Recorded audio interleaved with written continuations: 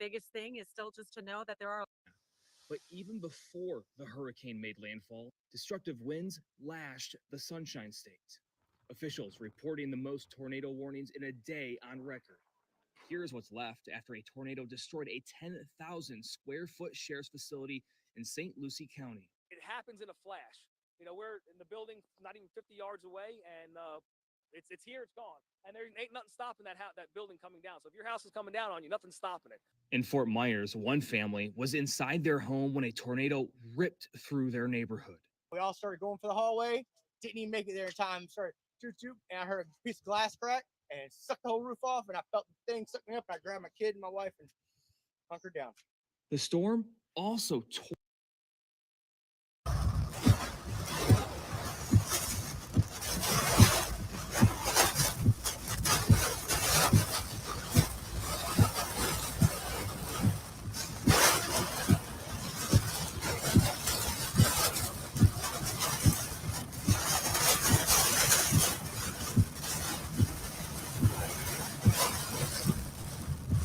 Wow, just wow. Welcome to Let It Be Known News that Hurricane Milton is just tearing across Florida. It has flooded the state from coast to coast and knocked out power for more than 3 million homes and businesses. It spewed tornadoes that killed people far from the storm's eye, destroyed homes, and shredded the roof of the Tampa Bay Rays Stadium.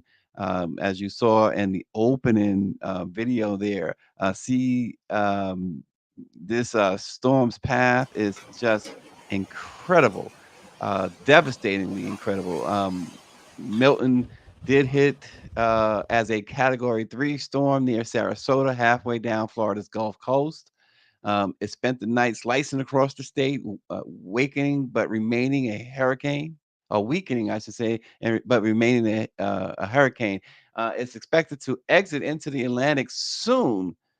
The full extent of the damage will become clear once the sun really comes up in Florida. Forecasters warn that storm surge could still reach up to 13 feet, bringing a wave to the coast near Tampa Bay. Most of Florida is under a state of emergency. Several counties suspended emergency services because the conditions were just too dangerous. Hurricane Milton was deadly even before it made landslide. As we mentioned, tornadoes spun out of its edges. At least 116 tornado warnings were issued across the state.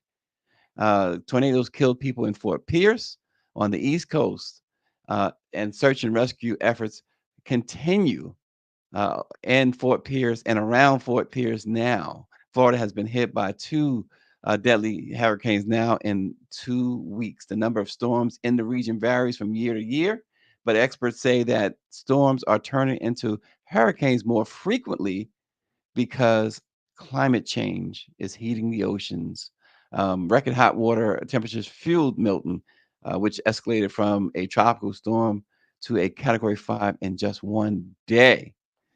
Tropical storms are much more likely, according to experts, to turn into strong hurricanes during marine heat waves. Those are now more frequent. Some counties on the west coast of Florida have started recovery efforts, clearing debris and other just down light poles. There was a crane at this building. They said it rose well over 100 feet and it came crumbling down in the Tampa area. Florida officials told more than 7 million people they had told them to evacuate.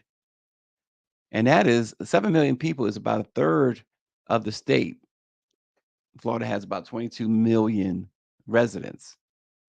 Of course, there's the conspiracy theories and the misinformation that continues to spread, that the Biden-Harris administration continues to try and beat back that the lies and misinformation about the storm.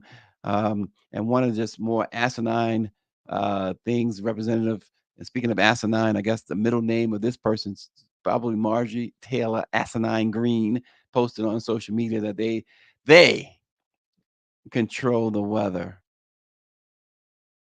President Biden called the misinformation very dangerous.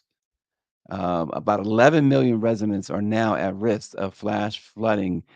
Um, if you are a social media user, you've probably had your timeline just flooded. I hate to use that word, pardon the pun, but flooded with pictures and video and information about this. Folks, take that information, make sure it's accurate information, because a whole lot of misinformation is going on about hurricanes, particularly hurricane relief. And I think it was, in fact, I know it was Power 96. Even before we came on the air, I saw him post that his message to those who have survived the latest hurricanes, and he's a storm survivor too. So this is why one of the reasons why I lift up his comment. But he says, beware of scammers and shady contractors if you decide to rebuild. Please do your research and find someone who is trustworthy. He says you will. They will try to cash in on your pain. Learn how to either do your own repairs or get somebody that you can trust. That scamming is real, and that is the message too from the Biden-Harris administration. The president said that Milton could be one of the worst storms in 100 years in Florida, and he had urged people in the storm's path to evacuate, saying it's a matter of life and death, and that's not hyperbole, he said. He spoke on Hurricane Helene in that response, and of course, Hurricane Milton and the preparations that were being made. He said he spoke to all the political region, the leaders in the region, and told them anything they ask for, they can get. He said he's received a positive response from everyone from the now he said the governors of Florida up to North Carolina, and later we found that he did not know that Governor DeSantis refused to take Vice President Kamala Harris's call, and how uncooperative Ron DeSantis is being, despite being the governor of the state where so many people's lives are at stake here, and he wants to play petty political games. Good morning, the one and only Memphis Jokes. Um, but the president did speak to Tampa Mayor Jane Castor, um, and he says that DeSantis, Castor, and others has his direct line, his personal number at the White House, meaning they don't have to go through any intermediaries. They can get the president directly on the phone. They let Biden use the phone by himself. The president said thousands of federal personnel have been deployed on the ground across the Southeast, and he called on airlines and other companies to accommodate evacuations and not engage in price gouging. And I saw something. Now, I haven't been able to verify this, but it got a lot of hits, and I don't remember the person who tweeted it. It got a whole lot of hits, a lot of likes and comments, that there was a black individual, 20 years old, saved money, preparing for this storm, and got himself out, um, trying to get out of harm's way. And as the storm coming, he tried to check into a hotel room, had a credit card apparently and money to check into the hotel room. And the hotel said, our policy is you have to be 21 years of age and older. And as the storm is slamming the area, they turned him away. So you have stuff like that allegedly going on. And I'd love to know more about that. And I'm going to try and dig more into that, see that if that is actually accurate. And if so, which hotel was it? Because you will not get my business. The federal government um, is still uh, pouring resources into the Carolinas, Florida, and Tennessee post Hurricane Helene, doing everything they can. Again, as we mentioned yesterday, Congress has refused to come back to approve additional FEMA funding. allowing people to just die and suffer because they believe that it's going to get, it's helping somehow the twice impeached, 34 times convicted former president elected. Biden also spoke on misinformation, as we talked about earlier, about the disaster federal assistance. He says it puts people in circumstances where they panic, where they really, really, really worry. He says they think now we are not being taken care of. And that's exactly the point. That's exactly what these outrageously cold hearted MAGA Republicans want people to think. Even their own people, they're putting them in harm's way, putting their lives on the line because they believe somehow that it's going to get that guy elected. And they don't care how many lives, how many millions have to die. We saw it with COVID. How many people that they allowed to die because of Trump's foolishness?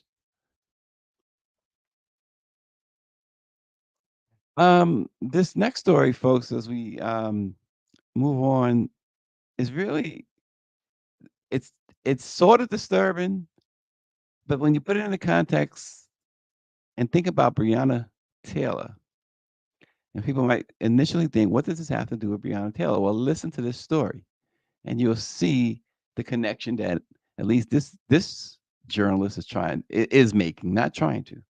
A black former Houston police officer was sentenced to 60 years in prison yesterday for the murder of a married couple during a raid that revealed systemic corruption in the department's narcotics unit and prompted criticism of the law enforcement agency and its tactics. Now, listen carefully. It was a raid.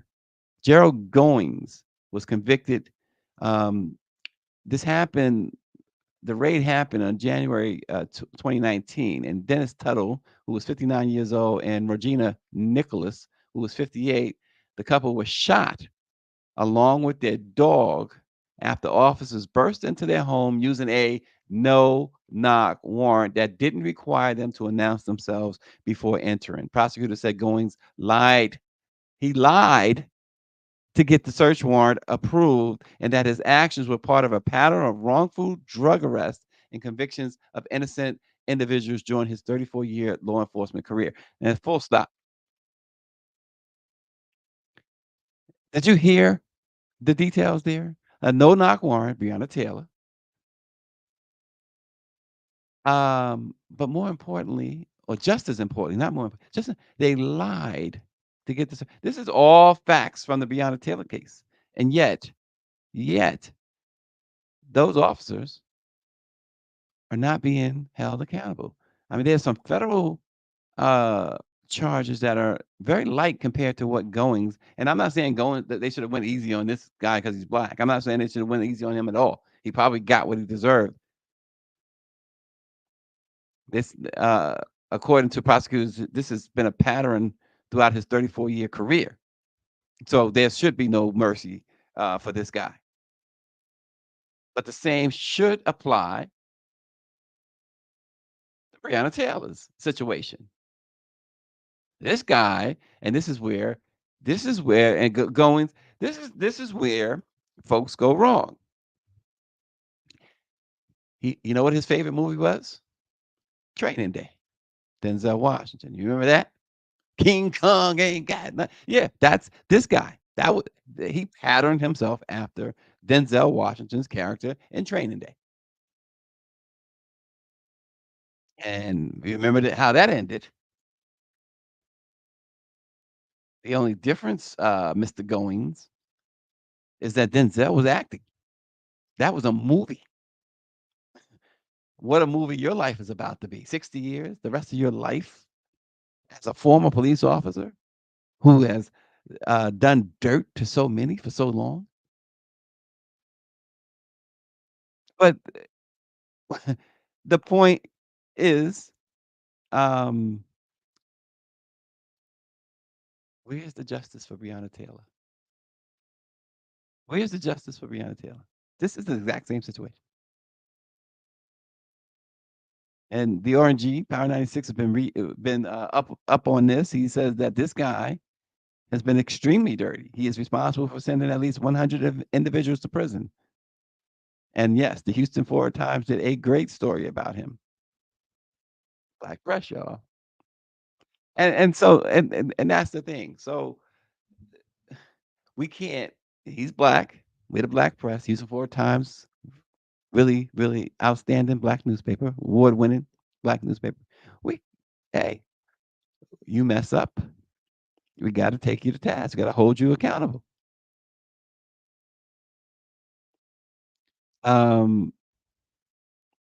This guy, the jury deliberated in this case for more than 10 hours. They also came up with a $20,000 fine. I don't know where that came from, but a $20,000 fine. And then get this. Legal experts have said that it is rare for police officers to be charged and convicted for an on-duty killing.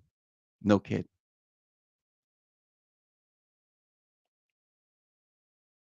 No kidding.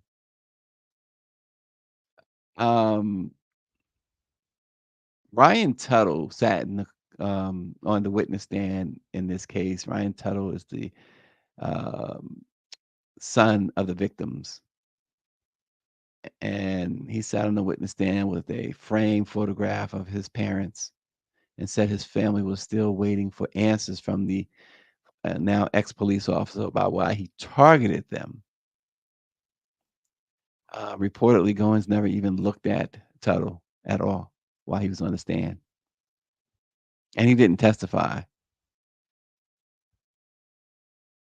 And he listened as the son said, my father and my stepmother were not involved in any drug dealing. He says they were good people. They did not deserve this. And he stared at Goins as he walked away. Prosecutors asked for a life sentence, and Goins' attorneys had asked for the minimum sentence of 5 years, saying Goins had dedicated his life to keeping drugs off the streets. And they said, we still don't believe legally that he is guilty.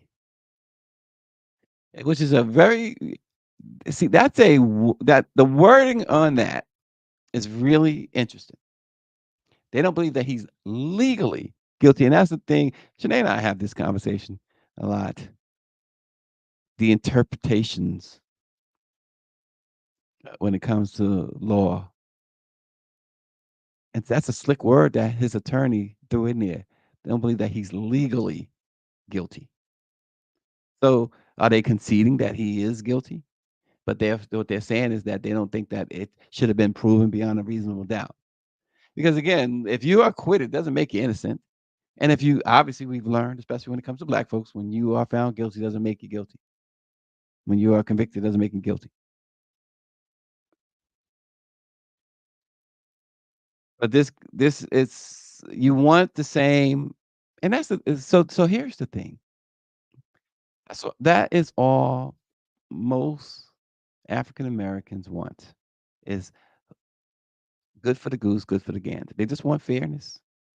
And so in this case, why not the same for the officers in the Breonna Taylor case?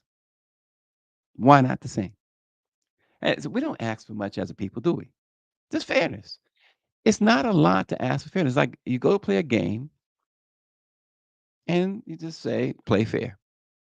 The boxing match, the referee, he stands in the center of the ring and he says, clean fight, fellas. Clean fight. That's all black folks be wanting. They just want a fair fight, a fair chance. If you give somebody a fair chance and they don't acquit themselves well or don't do right or whatever, it's on them. But when you put the bricks and buildings of systemic racism on your shoulders, it's nothing ever fair.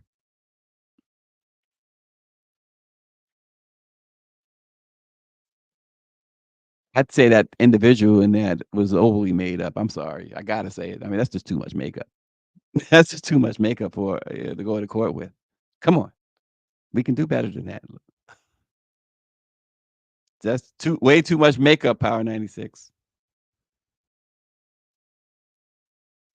Tennessee is in the negatively bottom. impacted Oh, here we go.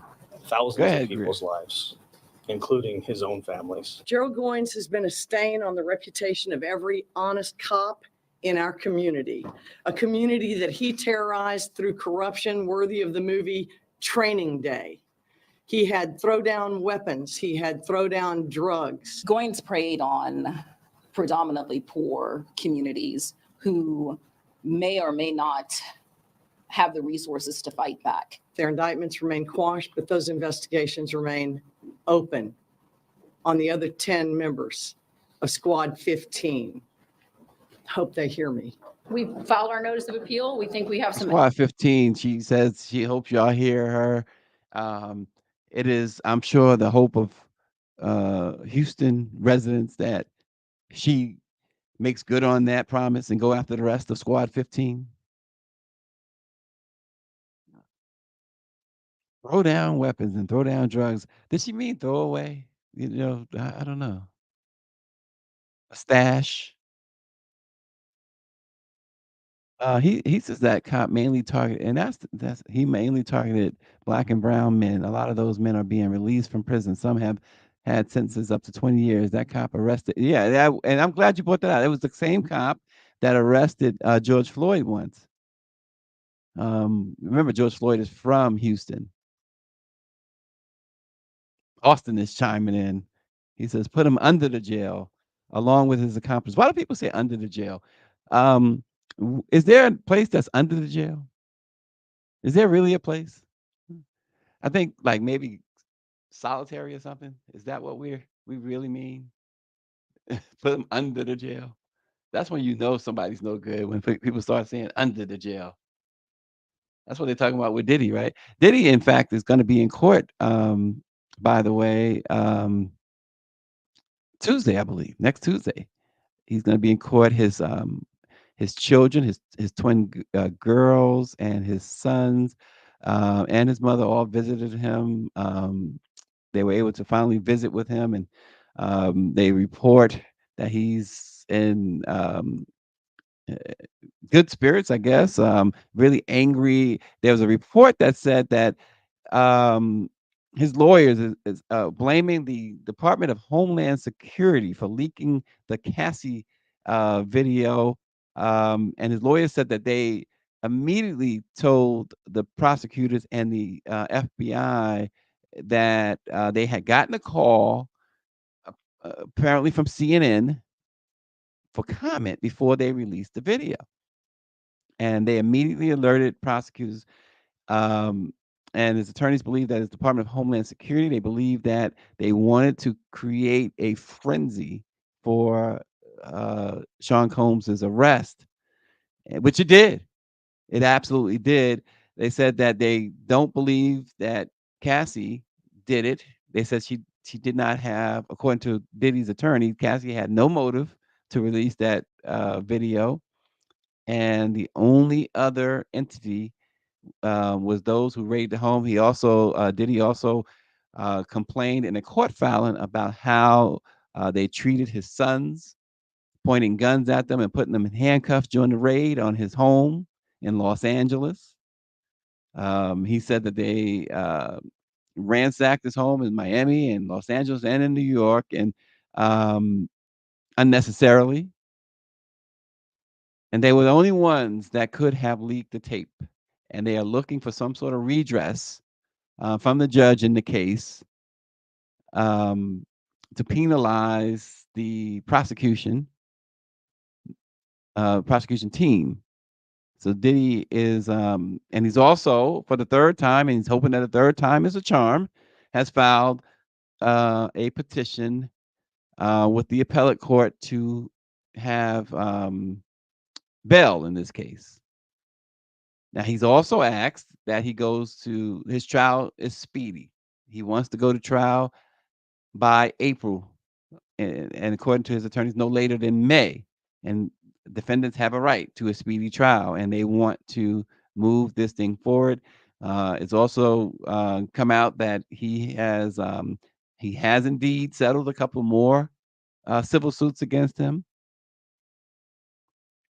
And he is also continues to refute many of the suits, and all of this talk about these other celebrities that might be involved. Jaguar Wright got Piers Morgan, or Piers Morgan allowed Jaguar Wright to get him in trouble with Jay-Z and Beyonce's lawyers, and rightfully so. You can't go and make claims public like that and without any semblance of evidence. So this Diddy situation is having a ripple effect. Even 50 Cent, yeah, and we know 50 Cent has harshly, and in a lot of ways humorously, just went in all in on Diddy. But in one case, the young lady, Greer, you know who I'm talking about, who has claimed that her boyfriend has come out and claimed that she asked or offered to pay him a couple of $1 million to back her stories, alleged lies about Diddy, and 50 Cent went in on her. Diddy found a unlikely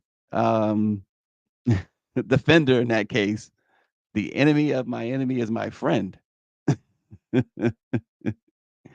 And so the case, as it gets closer and closer to Diddy's trial, I'm pretty sure we're going to hear even more wild stories. How about the guy, folks who tried to get Young Miami to sign a bottle of baby oil? I mean, it's out of control. It's totally out of control.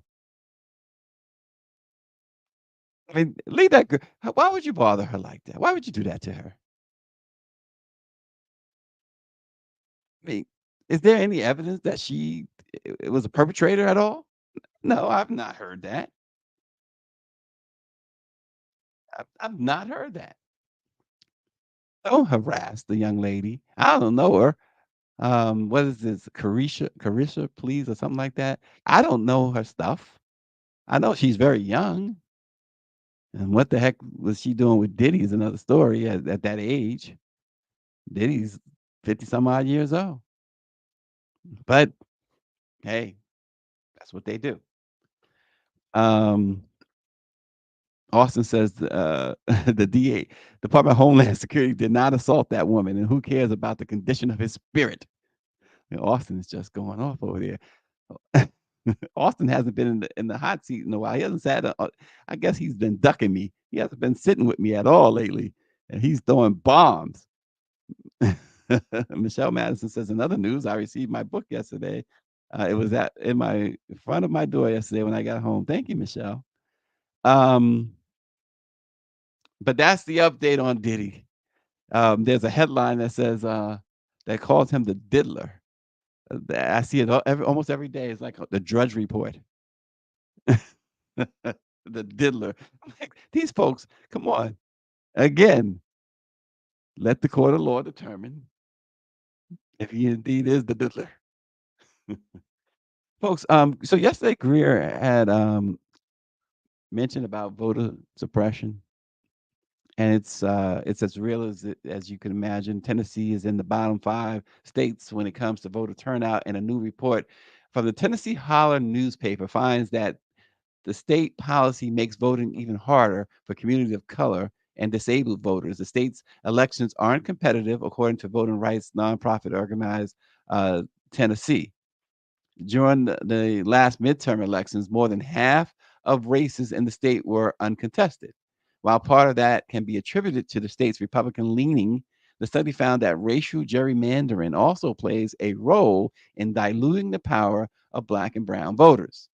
Another factor is the state's felony voting rights restoration process, which affects voters of color at a disproportionately high rate. The study noted that such laws have their origin in the post-Civil War era, of course, right? As a means of preventing newly freed Black people from participating in the democratic process. Today, Asian, Black, and Latino respondents were nearly 4 times more likely to be ineligible to vote than their white counterparts. 4 times. Tennessee's voting restoration requirements don't just disenfranchise Black voters at a higher rate, they also discourage eligible Black voters from participating in elections, the Tennessee Holler reported. States with a higher percentage of Black voters who can't vote because of a felony conviction also experience overall lower voter turnout among Black voters. That's because people in the same community are more likely to go to the polls together, discuss candidates, and share election deadlines, according to the Tennessee Holler. So their policy just makes it almost impossible for Black and brown folks to participate in elections.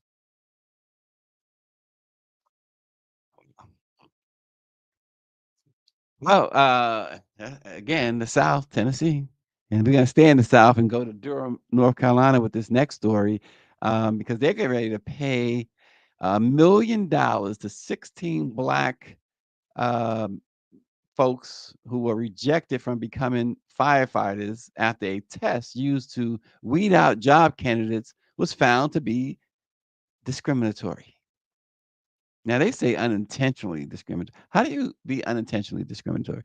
The way you can be unintentionally discriminatory, maybe this is how I. Somebody correct me, and Greer can correct me. Somebody correct me. How I read when you say unintentionally discriminatory, that means that you just a stone cold racist, and that it was like second nature. You wasn't even thinking about it, so it's unintentional. I, but that's what they said. Well, the city announced that it had settled a lawsuit filed by the U.S. Department of Justice that accused the Durham Fire Department of violating the Civil Rights Act of 1964. At issue was a written test administered since 2015 to screen applicants for entry-level firefighter jobs in Durham. The DOJ found that African Americans disproportionately failed the test when compared to white applicants and were therefore prevented from getting interviews, despite the test not actually being related to the job. You can give a of all things, a crucial job like fighting fires. And they don't just fight fires. You know, there are EMS involved with firefighters and stuff like that. It's a lot. That's why they call them first responders. So you give them a test that has absolutely nothing to do with the job. It's like somebody saying, I want to be a journalist. So you give them a test that you would give to somebody who wants to flip burgers. What the heck does that have to do with the other? One has to do with the other. Oh, according to the lawsuit, 37% of Black applicants failed and 11% of white applicants failed, which is a significant difference. And so the DOJ writes that discriminatory employment tests do more than cost applicants a fair chance to compete for public service jobs like firefighting. They also prevent communities from being served in these crucial positions by the most qualified candidates for the job. This is a quote from Attorney General Christian Clark of the Justice Department Civil Rights Division. So much for meritocracy, Mike V writes. Orange G says in the South, some polling stations in predominantly Black areas are shut down a few weeks before the election due to the fact that the U.S. Supreme Court gutted Section 2 of the Civil Rights Bill in 1964. Yep. But the city is going to give these 16 disqualified African Americans the opportunity to become firefighters again.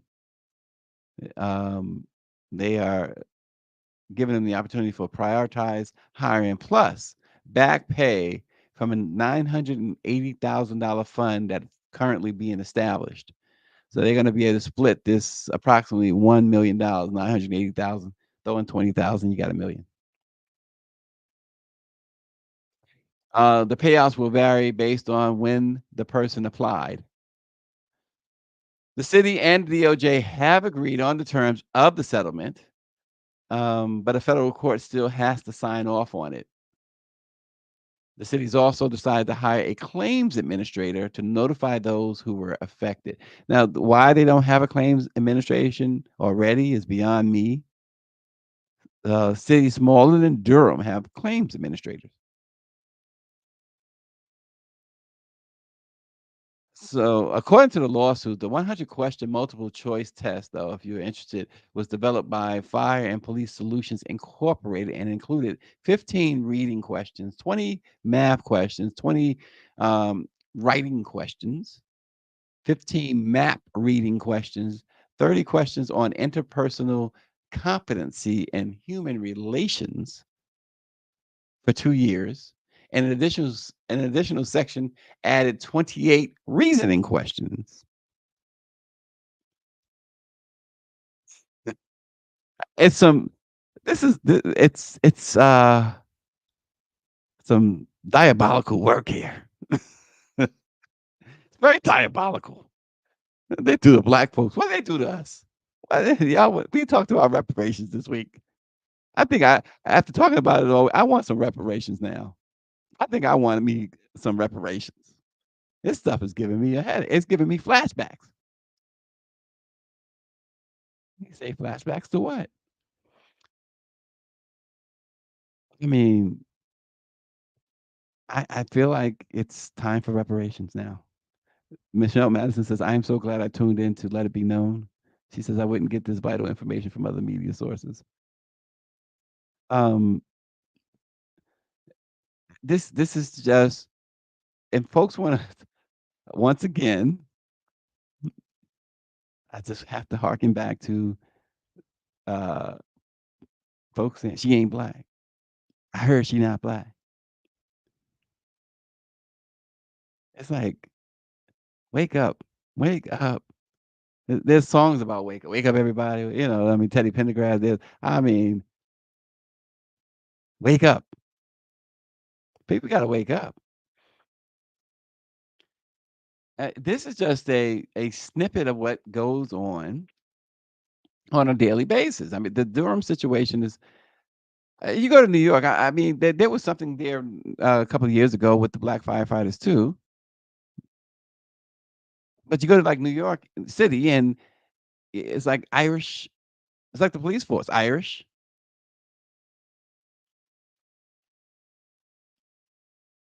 And that's why it's even it makes it even more infuriating when you see somebody like that officer we talked about a minute ago, Goings in Houston, and targeting black and brown people.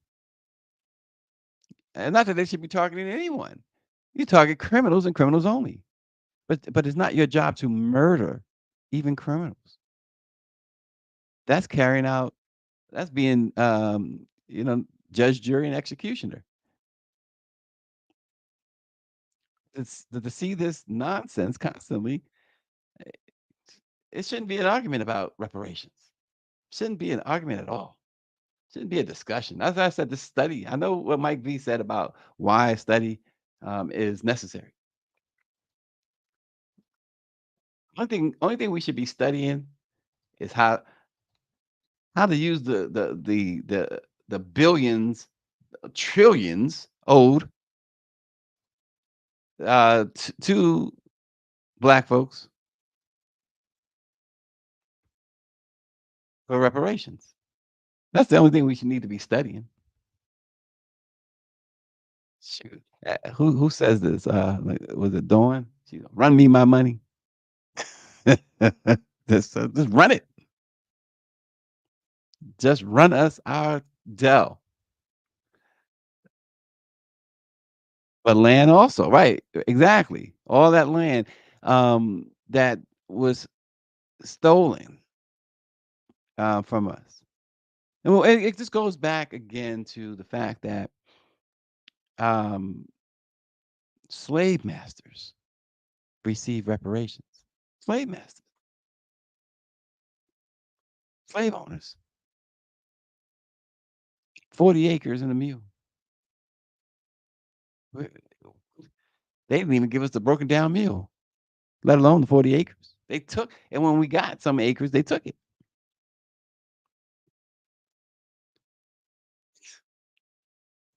It's just horrible.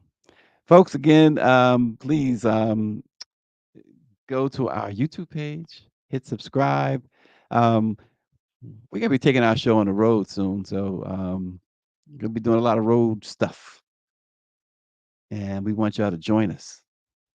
Let it be known. So stay tuned for more details on that. And of course, election time is coming. So I'm sure there'll be some uh, we'll be doing some stuff there, and still looking ahead to inauguration. I know it's past the election, but looking ahead to the inauguration. Anybody got a hotel room in DC that they don't need? A good one, at least a 4-star, at least a 4-star, because otherwise we got to pay a grip. And then we're leaving. I got a complaint. A Let It Be Known town hall would be awesome, Mike V. I got a complaint, Greer. So we're leaving, folks, for Puerto Rico for our midwinter conference a day after Inauguration Day. How is that going to work, Greer? Jason gave me my information, my travel information yesterday or the day before, whenever he gave it to me, a couple of days ago, maybe. And I'm looking, I'm like, that's right. So the inauguration, we're going to be in Washington and then off to San Juan. So what are we doing here?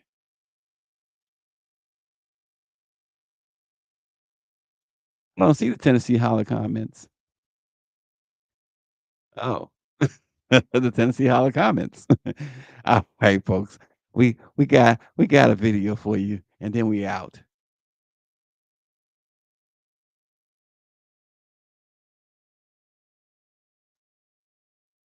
Okay. But we've got Democrats in Washington right now. And earlier tonight, one said, hey, people go to jail for these things. This is treason. We have impeachment. We've gone well over the line here, I think, in how we're describing this meeting, particularly when Trump Jr. is offering to answer questions about it. Were you pointing to me when you said treason and impeachment? No. Because I didn't say that. No, you said jail. You said jail earlier. I said people have gone to jail for Correct. doing things, even if they didn't know if it was right or wrong. So, but don't point this way and say that I said treason and impeachment. No, but Senator Warner, Senator Kane, they've raised yeah, this okay, issue. point wherever they're sitting, because I'm sitting on this. But we've got Democrats in. They're about to fight. He's like, listen, point the other way. Don't be pointing that in my direction. And he was right. He mentioned Senator Kane and somebody else. He's like, yeah, okay, point that way. We pointing at me. Who you think you are? Don't you love when these panels they start getting all feisty? Orange G says Trump will throw y'all some paper towels in Puerto Rico. Enjoy. Yeah, we have our winter conference in January. That week of the inauguration. But yes, Mike V. Greer, you heard Mike V. Mike V speaks. You got to listen. He says the Let It Be Known Town Hall would be absolutely dope. Y'all gonna come out to the Let It Be Known Town Hall? Because that means we got to bring out all the big guns for it too. And that means Power 96, he gonna have to leave the grill behind and the crawfish and all that. He gonna have to travel. He gonna have to go under that mattress or use some of that student loan interest that he gets from his son and get him a plane ticket and come wherever we might decide to hold that town hall. We should, because it's Mike V's idea. We got to go to Mike V's city and hold it. That's what we have to do. Michelle says yes. Folks, it's always real talking with you guys in the morning. The news is amazing, depressing at times, scary at times. But to be informed is to be armed for what's this crazy, crazy world is doing at Black and brown people every single day, and women, and particularly Black women. So we're here to let it be known. Thanks for tuning in. Thanks for supporting us. Continue to, if you will. We appreciate it. We'll see you tomorrow.